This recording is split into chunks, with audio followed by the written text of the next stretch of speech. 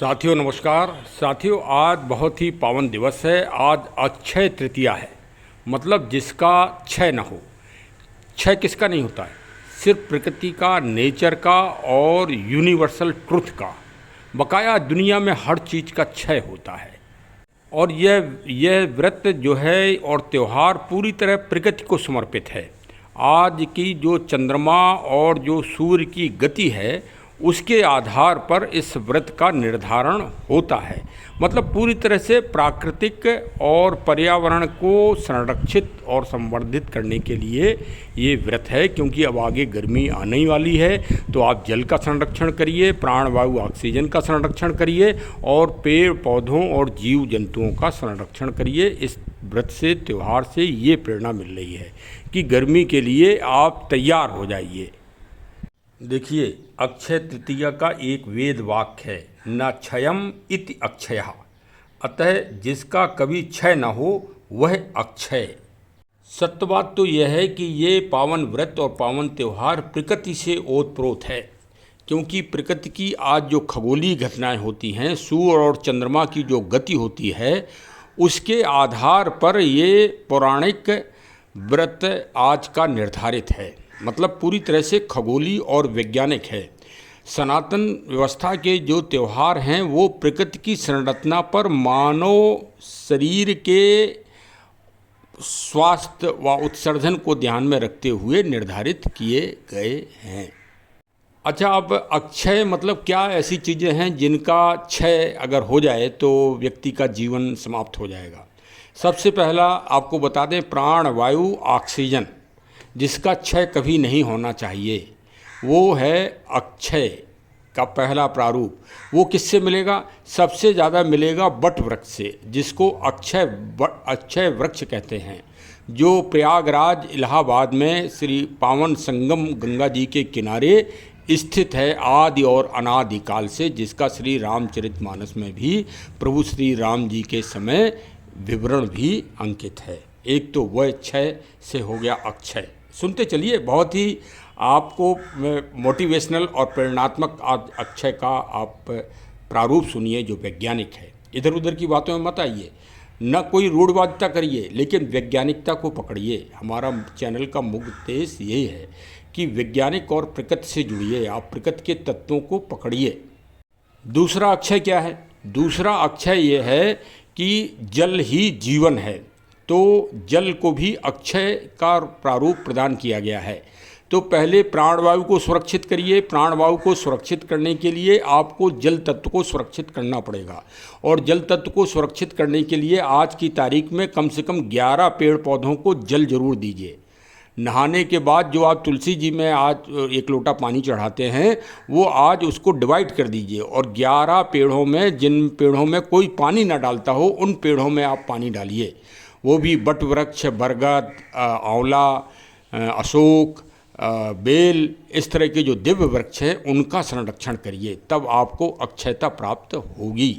मानव कल्याण के लिए कुछ काम करिए। अपने लिए तो सभी लोग करते हैं, मानवता के लिए करिए। जब एनवायरनमेंट अच्छा होगा, प्रदूषण रहित होगा, तो सारे जीव जंतु और प्राणी सब मतलब खुश होंगे, खुशहाल होंगे और सबकी प्रगति होगी। एकांकी मत वो पढ़िए आप लोग कि नहीं नहीं सिर्फ हमें अपने ही पक्ष के लोगों का उत्सर्जन करना है, जो हमसे मिले वही उसी को हमें बढ़ाना है। नहीं, आप प्रकृति तत्व से जुड़िए। सनातन इसी बात को कहती है कि प्रकृति तत्व से वसुदेव कुटुंबकम के रूप में चलिए, अपना पराया मत करिए। हाँ, आज भारत देश में, दुनिया में अपना पराया होता है। आप हमसे अगर मिल जाओ तो बहुत अच्छे, हमारे गुट से मिल जाओ तो बहुत अच्छे, और नहीं तो आप बेकदर, आपकी बेकदरी, आपकी कोई इज्जत ही नहीं होगी। तो इससे आप लोग मत पड़िए, संकीर्णता में मत पड़िए, विकराल रखिए, प्रकृति की तरह प्रफुल्लित होइए। अच्छा, पौराणिक ग्रंथों में एक जगह और अक्षय कुमार का नाम आया है, तो संभवतः आप लोग पहुंच ही गए होंगे कि वो ग्रंथ पावन ग्रंथ है श्री रामचरितमानस। देखिए, जिनको रामचरितमानस जी को जलाना हो वो तो जलाएं, उनके लिए कोई मनाही नहीं है। भारत का लोकतंत्र ही कहता है इस बात को कि जो करना है वो करो। लेकिन एक बात पक्की बात है कि हनुमान जी की पूंछ में अगर आग लगी तो लंका वाली जलना ही जलना है, वो आप जलाओ, वो हनुमान जी की प्रतिरूपक ही है श्री रामचरितमानस। क्यों? आज का जो संदेश हम दे रहे हैं कि अक्षय कुमार जिस दिन मारा गया अशोक वाटिका में श्री हनुमान जी के द्वारा, उसी दिन रावण की शक्ति, बल, पौरस्तत्व, ऐश्वर्य का क्षय हो गया, खत्म हो गया था रावण उसी दिन, जिस दिन अशोक वाटिका में अक्षय कुमार का वध किया था श्री हनुमान जी ने। क्यों? क्योंकि मेघनाथ से भी बड़ा पुरुषार्थी था अक्षय कुमार। और अक्षय का मतलब संगठन, जिसे जीता ना जा सके उसको समाप्त कर दिया था।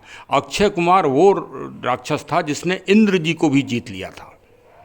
मेघनाथ ने तो जीता ही था, साथ में एक प्रसंग में अक्षय कुमार का नाम तभी पड़ा था जब उन्होंने देवताओं को जीत लिया था उसने, तो उसका क्षरण हो गया, क्षय हो गया। तो भाई अपने संगठन को, अपने चरित्र को, अपने जो सनातन प्राकृतिक सेवाएं हैं उनको हमेशा अक्षय रखिए। यही है अक्षय तृतीया का महान संदेश कि प्रकृति से जुड़े रहिए, प्रकृति, पर्यावरण और जलवायु का संरक्षण करिए। यही दुनिया को बचाएगी। कोई बचाए या ना बचाए, अरे भाई अब तो दुनिया में सबसे ज़्यादा आबादी आपकी और आपके देश की हो गई है ना।